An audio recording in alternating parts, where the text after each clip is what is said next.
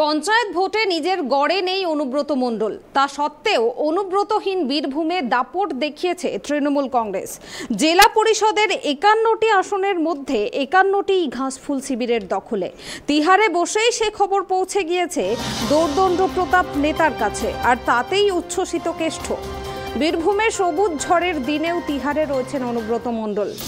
পঞ্চায়েতে তৃণমূলের সাফল্যে উচ্ছ্বসিত কেষ্ট।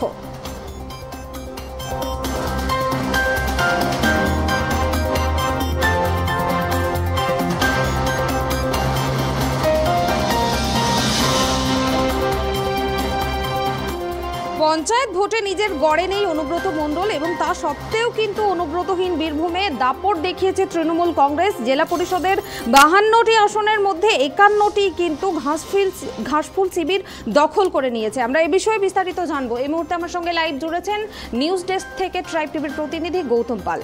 গৌতম, রাজনৈতিক মহল কিন্তু ভেবেছিল অনুব্রত এই যে তিহার জেলে রয়েছেন এর কিন্তু অনেকটাই প্রভাব পড়বে পঞ্চায়েত ভোটে, কিন্তু এখন দেখা যাচ্ছে পুরোটাই উল্টো, কোনো রকম কোনো প্রভাব পড়েনি। কিন্তু 52টি জেলা পরিষদের 52টি সিটের মধ্যে কিন্তু 51টি ঘাসফুল শিবির দখল করে নিয়েছে। কি বলবে এই বিষয়ে তুমি? দেখো, আমি তোমাকে প্রথমেই যেটা বলবো যে গরু পাচার মামলায় বীরভূমের বেতাজ বাদশা বলা হয় তৃণমূল কংগ্রেস সভাপতি অনুব্রত মণ্ডলকে তিহার জেলে তার স্থায়ী হয়েছে। ইডি সিবিআই যে তদন্ত করছে তাতে তাকে এই তিহার জেলে তাকে রাখা হয়েছে, এবং আগামী 18ই আগস্ট পর্যন্ত কিন্তু অনুব্রতর তিহার জেলেই কিন্তু স্থান, এটা আজকে নির্দেশ দিয়েছে। এবার আসছি আমি পঞ্চায়েত ভোটের বীরভূমের ফলাফল নিয়ে। সেটা হচ্ছে যে দেখো, একটা জিনিস তোমাকে আমি পরিষ্কার করে দিই, সেটা হচ্ছে যে অনুব্রত মণ্ডল তার ডেজিগনেশনটা হচ্ছে তিনি জেলা তৃণমূল কংগ্রেস সভাপতি। যে পোস্টটাতে কিন্তু এখনও তৃণমূল কংগ্রেস থেকে কোনো পরিবর্তন আনা হয়নি, অর্থাৎ জেলা কংগ্রেস তৃণমূল সভাপতি কিন্তু অনুব্রত মণ্ডলের নামটাই রয়ে গেছে। একটা জিনিস তোমাকে পরিষ্কার বলে জানাতে চাই, অনুব্রত মণ্ডল, বীরভূম মানে অনুব্রত মণ্ডলের নাম। তিনি যেখানেই থাক না কেন, তিনি রয়েছেন আপাতত তিহার জেলে, কিন্তু তার নামটা কিন্তু কাজ করেছে বীরভূম জেলা জুড়ে। কেননা তুমি জানো যে বীরভূমে যখন অনুব্রত মণ্ডলকে ইডি হেফাজতে নিল, তাকে তিহার জেলে বন্দি রাখা হলো, তারপরে সেখানটায় মুখ্যমন্ত্রী নিজে দাঁড়িয়ে থেকে সেখানে ফিরাদ হাকিমকে এবং আরও দুজনকে তারা দায়িত্ব দিয়েছিলেন এই পঞ্চায়েত নির্বাচনের ভোট পরিচালনার জন্য। এবং সেই সময়টা রাজনৈতিক বাতাবরণটা এমন হয়েছিল যে অনুব্রত নেই, অতএব এবার কার্যত তৃণমূল ধুয়ে মুছে সাফ হয়ে যাবে বীরভূম থেকে।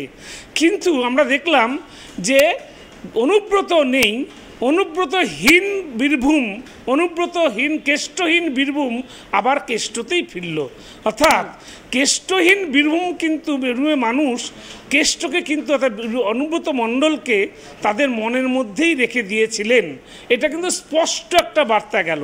সেই বার্তাটা হচ্ছে যে তৃণমূল কংগ্রেস, যেটা বিরোধীরা ভেবেছিল বা রাজনৈতিক মহলেরও ধারণা ছিল যে বীরভূমে যে জেলা পরিষদ আসন আছে 52টা আসন, সেই 52টা আসনের মধ্যে অধিকাংশই বিরোধীদের দখলে যাবে, কেননা এবার অনুব্রত নেই, অনুব্রত জেলে। তাহলে অনুব্রত গরু পাচার মামলায় জেলে রয়েছেন, তার তদন্ত চলছে, এবং সেই ইস্যুকেই কিন্তু প্রধান ইস্যু, সেই দুর্নীতিটাকেই প্রধান ইস্যু করেছিল বিরোধী দল বিজেপি এবং সিপিএম কংগ্রেস, এবং জোরদার আন্দোলনে নেমেছিলেন। কিন্তু আমরা যেটা দেখতে পেলাম যে অনুব্রতহীন এই বীরভূম, যেটা অনুব্রত মণ্ডলকে বেতাজ বাদশা বলা হতো, অর্থাৎ কার্যত কিন্তু তিনি বেতাজ বাদশাই থেকে গেলেন। কেন?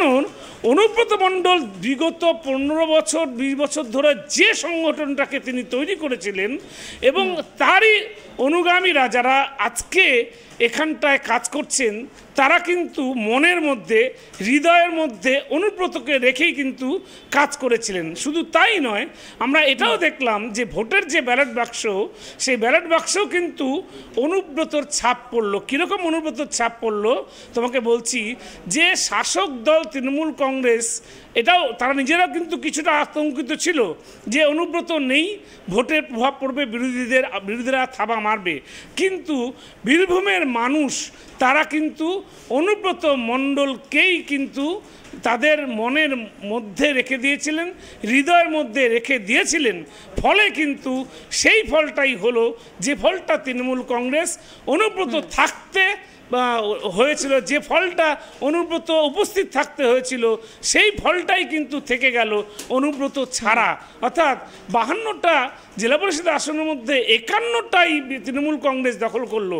এটা একটা পরিষ্কার চিত্র যে বীরভূম জেলা মানে অনুব্রত মণ্ডলের জেলা, কেষ্ট মণ্ডলের জেলা।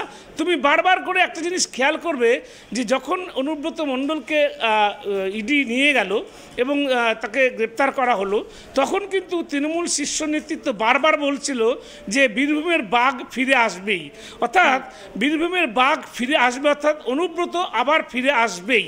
এই যে একটা বার্তা দিয়েছিল তৃণমূল শীর্ষ নেতৃত্ব থেকে, এবং যেটা দেখা গেল পঞ্চায়েত নির্বাচনে যে অনুব্রত মণ্ডল তিহার জেলে বন্দী থাকলেও মানুষ, গ্রামের মানুষ, সাধারণ মানুষ অনুব্রত মণ্ডলকেই কিন্তু ভোটটা দিলেন।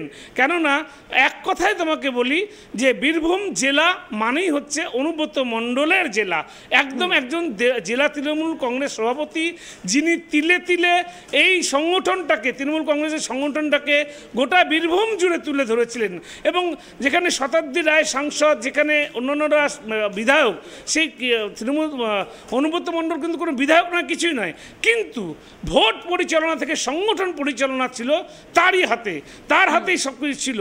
এবার অনুব্রত মণ্ডলকে যখন ইডি জেলে নিয়ে গেল, জেলবন্দি করা হলো তিহার জেলে, তখন মানুষের ধারণা, রাজনৈতিক মহলের ধারণা এবং বিরোধী দলের ধারণা, বিজেপি, সিপিএম, কংগ্রেস, তাদের ধারণা ছিল মানুষ এবার ছুঁড়ে ফেলবে অনুব্রত মণ্ডলকে। কিন্তু ব্যাপারটা কার্যত উল্টে গেল, পাশা উল্টে গেল, অর্থাৎ শাসক দলের পক্ষেই থাকলো রায় এবং মানুষ অনুব্রত মণ্ডলকে এখনও মনে রেখে দিয়েছে এবং অনুব্রত মণ্ডলকে মনে রেখে দিয়েই কিন্তু তৃণমূল কংগ্রেসকে ভোট দিয়েছে। এবং পাশাপাশি একটা জিনিস বলবো যে শাসক দল তৃণমূল কংগ্রেসের মুখ্যমন্ত্রী মমতা বন্দ্যোপাধ্যায় যেভাবে বাংলার উন্নয়ন করেছেন, ঠিক সেভাবেই বীরভূমের উন্নয়ন করেছেন, সেভাবে বীরভূমের সাধারণ মানুষের পাশে থেকেছে তৃণমূল কংগ্রেস। অনুব্রত না থাকলেও তৃণমূল কংগ্রেস নেতৃত্ব কিন্তু সর্বদা বীরভূমের মানুষের পাশে ছিল এবং বীরভূমের মানুষ সেই কথাটাই প্রমাণ করে দিলেন যে অনুব্রত আছে, অনুব্রততেই। একদম ধন্যবাদ গৌতম। আপনাদেরকে জানিয়ে রাখি, বীরভূমের বেতাজ বাদশাহ এখন কিন্তু তিহার জেলে। গত পঞ্চায়েত ভোটে লাল মাটির দেশকে বিরোধী শূন্য করতে গুরুত্বপূর্ণ ভূমিকা ছিল কিন্তু এই অনুব্রত মণ্ডলের, কিন্তু তার অনুপস্থিতি সত্ত্বেও এবারে পঞ্চায়েত ভোটে ঘাসফুলের প্রভাব একদমই কমেনি। অন্তত গণনার প্রাথমিক প্রবণতায় কিন্তু তেমনই ইঙ্গিত মিলল।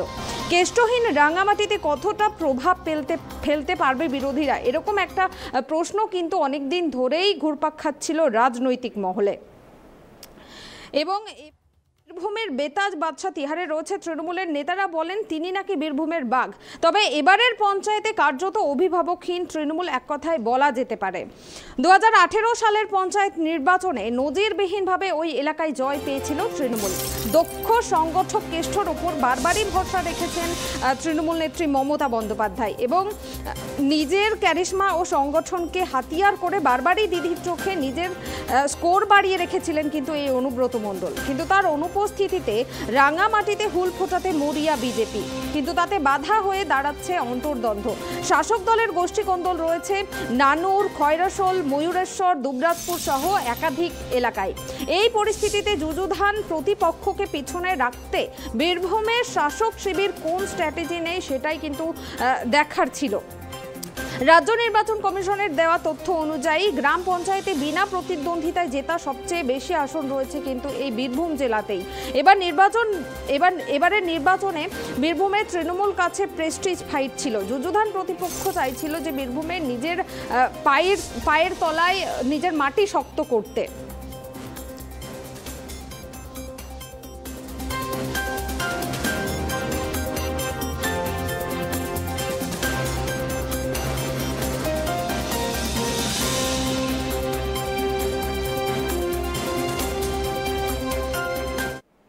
গণনা কেন্দ্রে ঢোকা নিয়ে বিরোধীদের সঙ্গে জোর বিতণ্ডা। পুলিশের লাঠিচার্জে আহত হলেন চোপড়ার বিধায়ক হামিদুল রহমান এবং তার বেশ কয়েকজন অনুগামী।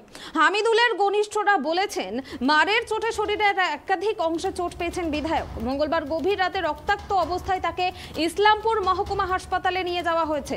উত্তর দিনাজপুর জেলা পরিষদের 4 নম্বর আসন থেকে নির্দল প্রার্থী হয়েছেন হামিদুলের মেয়ে অর্জুনা বেগম। ওই আসনের ভোট গণনার সময় বিধায়ক তার অনুগামীদের নিয়ে গণনা কেন্দ্রে ঢোকার চেষ্টা করেন বলে অভিযোগ। ওই সময় তৃণমূলের কয়েকজনের বাধা পান তিনি। এরপর পরিস্থিতি নিয়ন্ত্রণে আনতে পুলিশ লাঠিচার্জ করে, আর তাতেই বিধায়ক আহত হন।